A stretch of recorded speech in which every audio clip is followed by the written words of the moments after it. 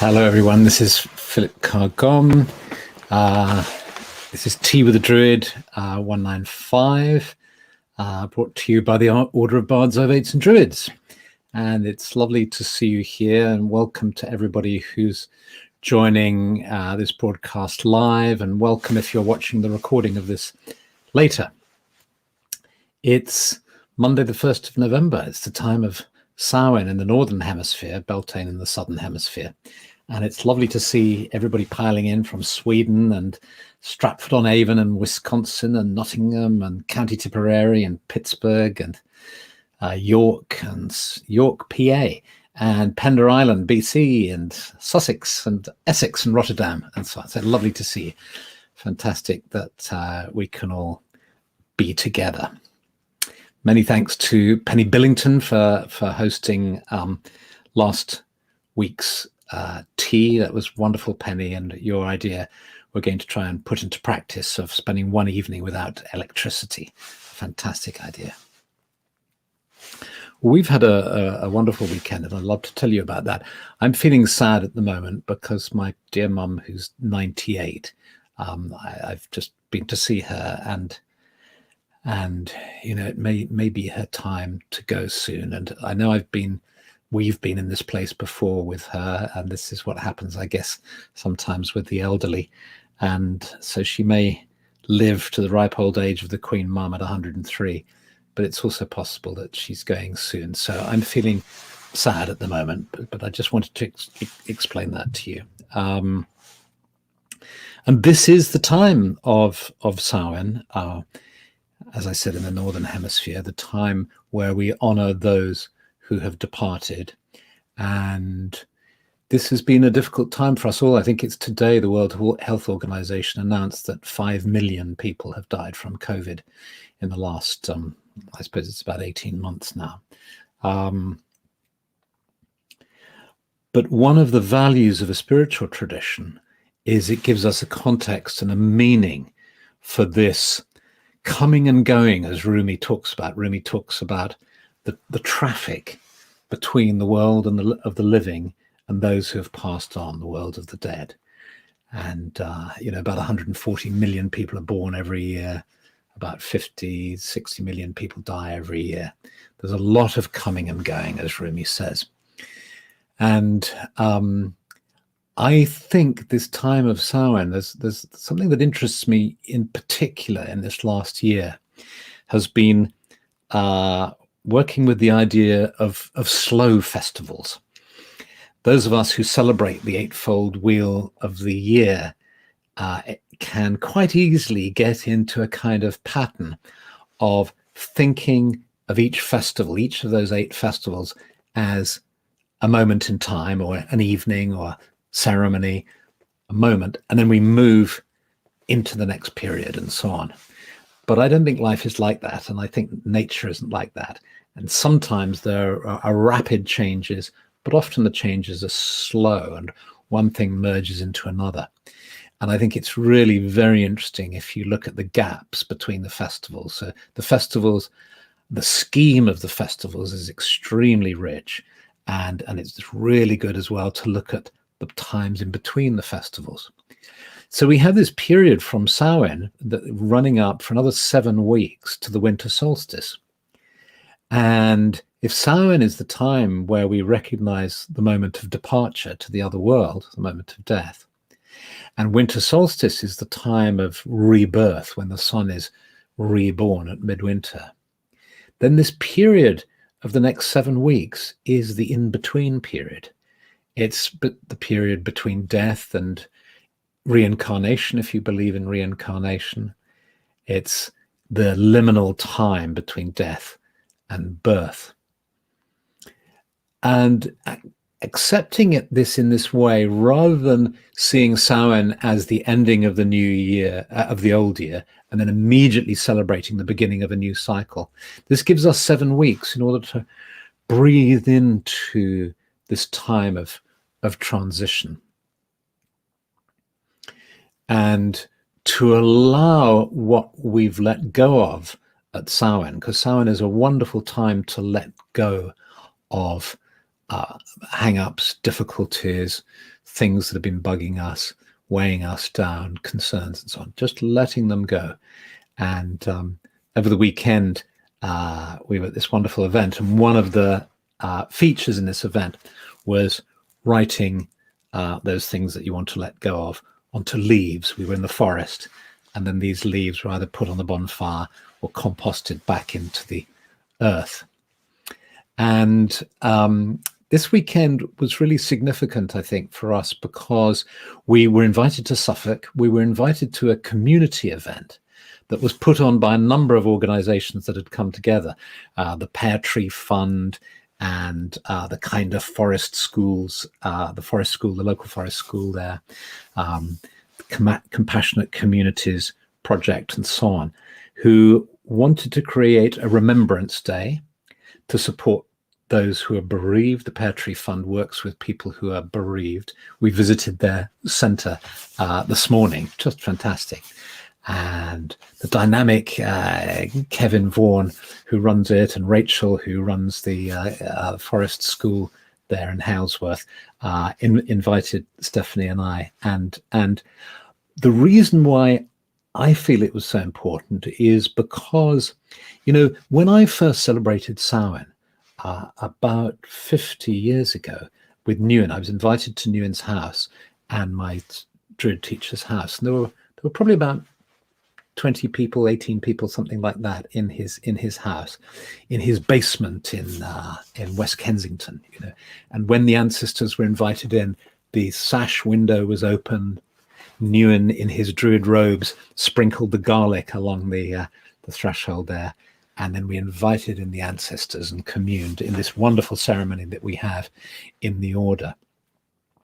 And since then, Druidry has become much more recognized. Many members of the order now, over 25,000 members, over 200 groups around the world, and that's just in one Druid group, the Order of Bards, Ovates and Druids.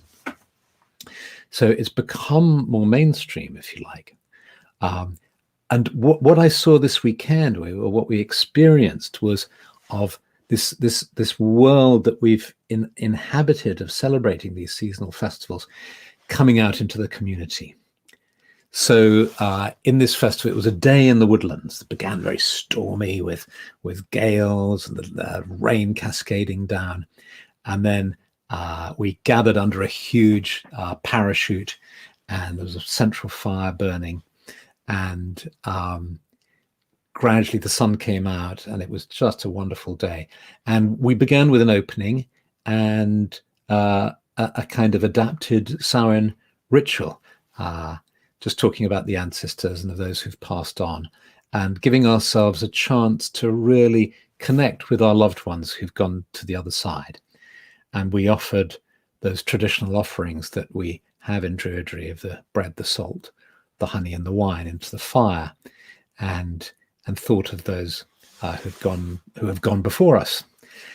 And then we had a whole bunch of activities, writing on leaves, those things that we wanted to let go of. We had compassionate community conversations in a lovely little warm hut. There was weaving, there was storytelling. At least one person who has been watching Tea with a Druid for a number of years, Marie, came from Cambridge. It was lovely to see her.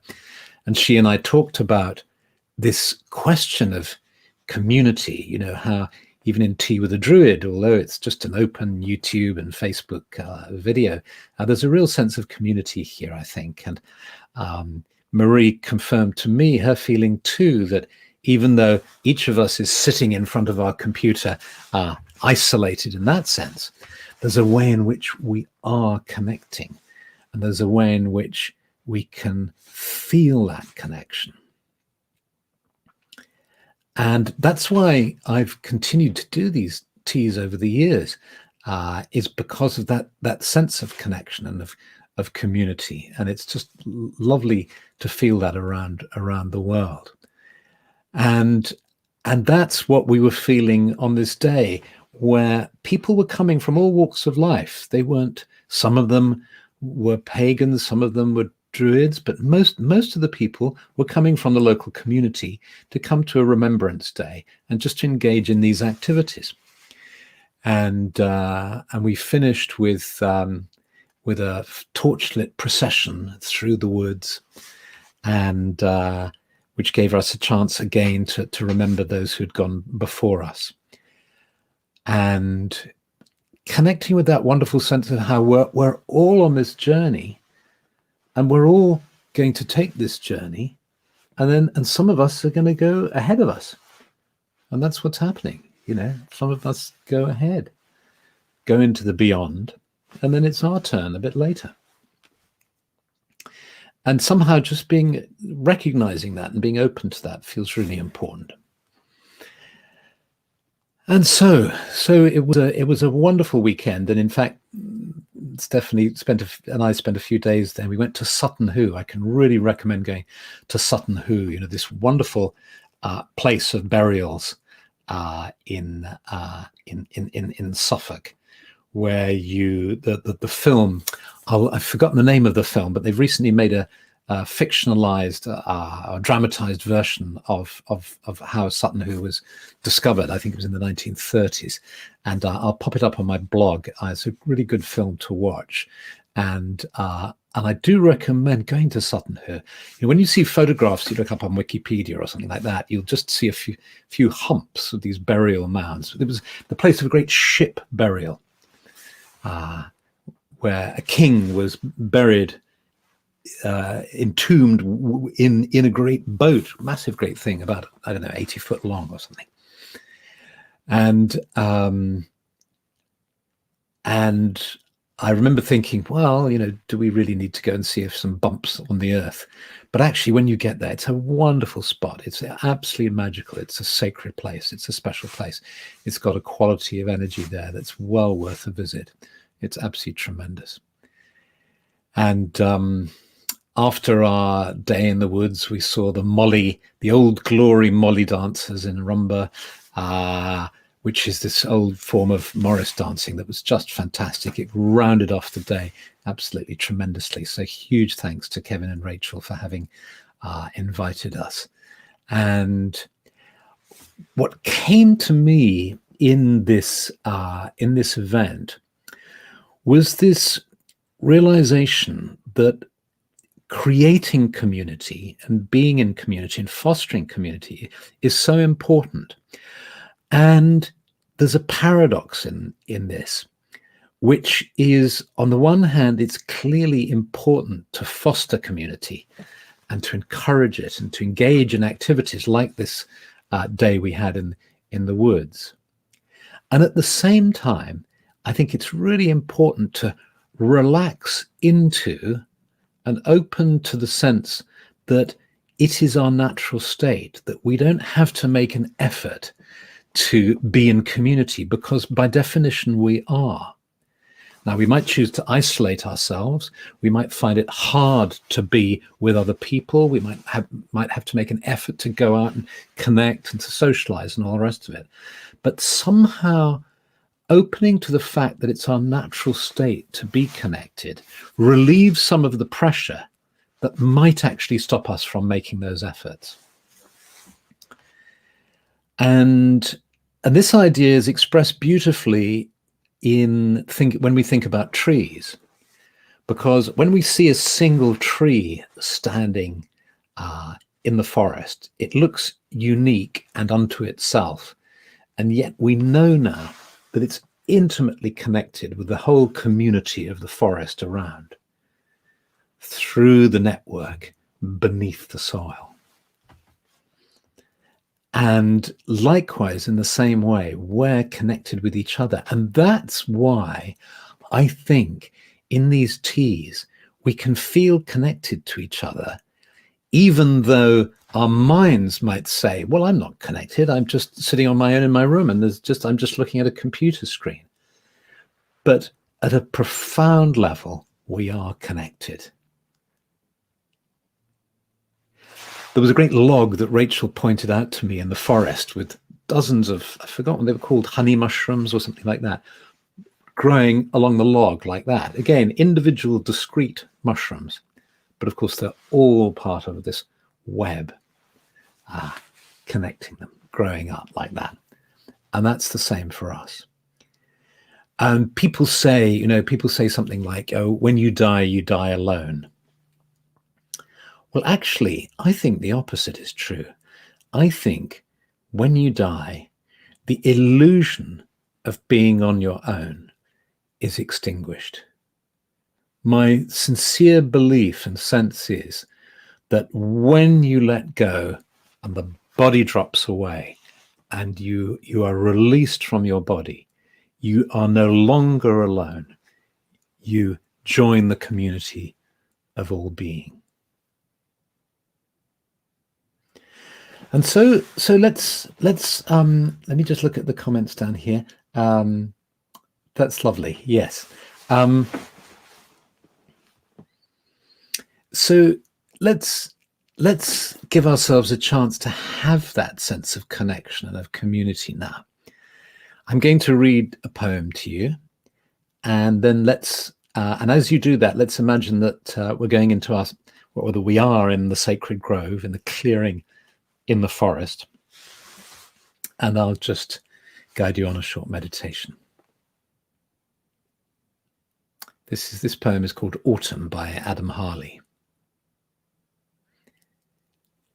And sitting here, we can imagine that gradually our awareness of being in front of a screen, surrounded by the four walls, and the floor and the ceiling, just gently begins to fade as we become aware of being seated in the sacred grove, the earth beneath us, the trees around us, and the sky above us.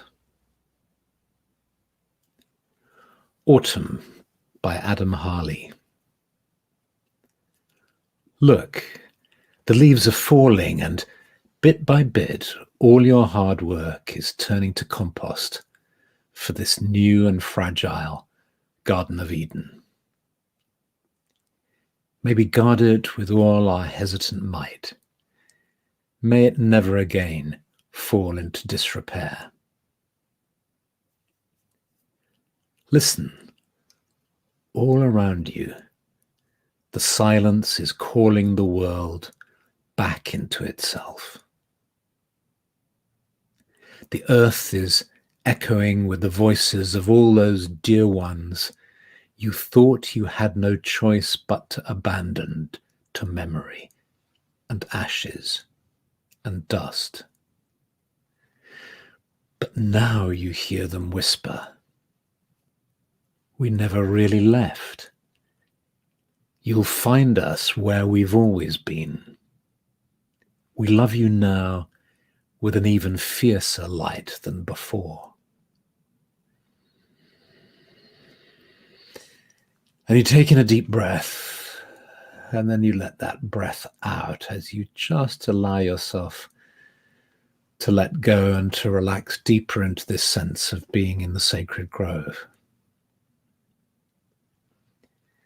Sensing the trees around you, the earth beneath you, and looking up into the sky and seeing all the stars sparkling in the heavens above.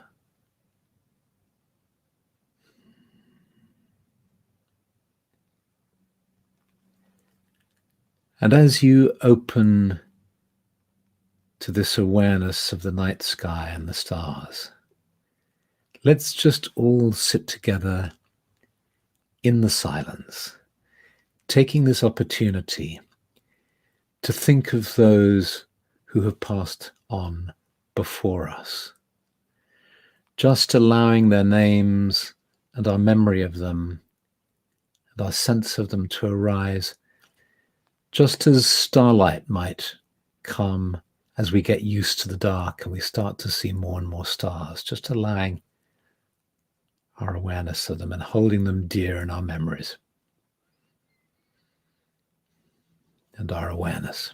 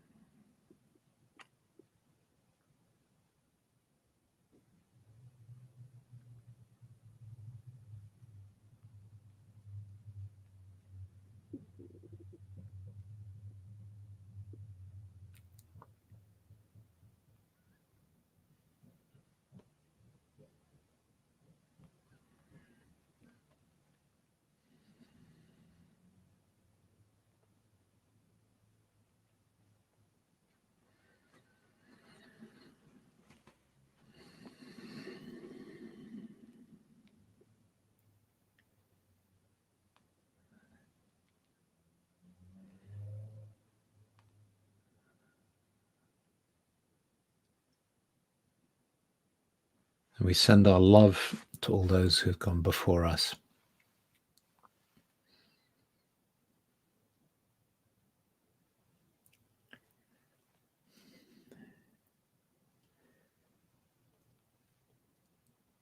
And we sense their love for us as well. Perhaps as reflected in that starlight that we can feel. The lovely thing about starlight is, even though we may not be aware of it, while we sleep in the darkness, there are these points of light that are bringing joy and beauty to our lives, whether or not we're conscious of it at the time.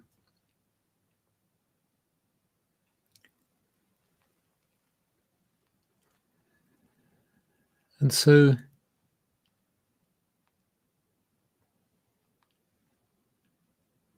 you might like to place your hand on your heart, sensing that love of the ancestors, of those who've gone before for you, and your love for them.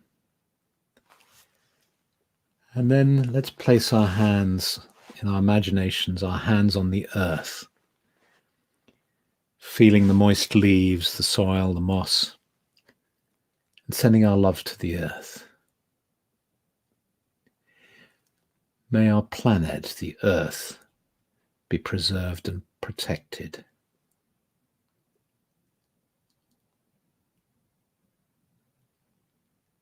May the plant and animal realm be preserved and protected.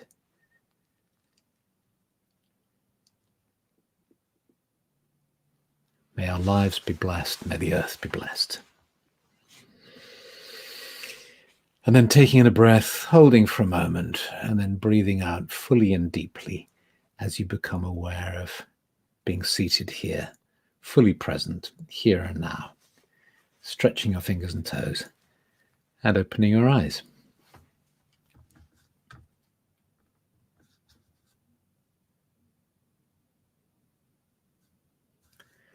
So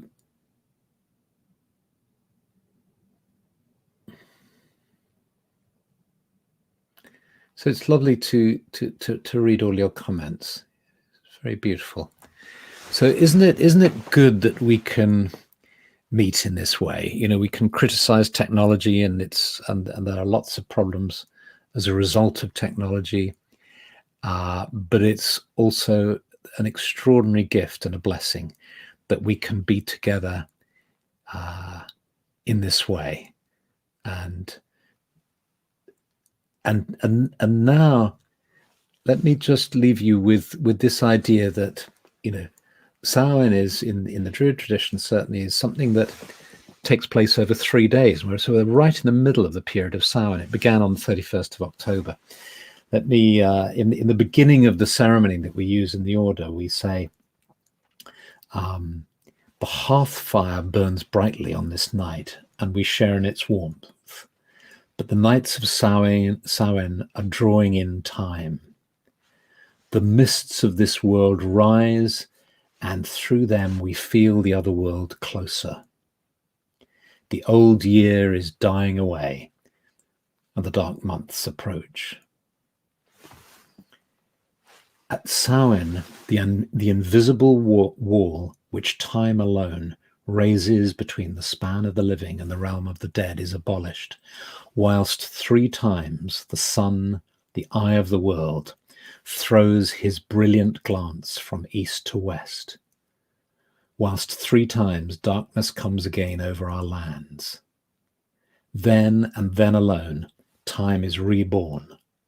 The invisible wall is raised anew, and the new time can begin. So we're in this time of no time. So let's enjoy this liminal time and take advantage of it to spend this time thinking of all those who have passed on, all those we love. And then tomorrow or the day after, we can enter this other period gently, because this suggestion that the next 7 weeks is also a kind of liminal time as well. And then the year is reborn at the winter solstice. So have a really good week. I'm going to make a cup of tea now, and I'm going to come back and read your comments. And it's really good to be with you, and many, many blessings and much love.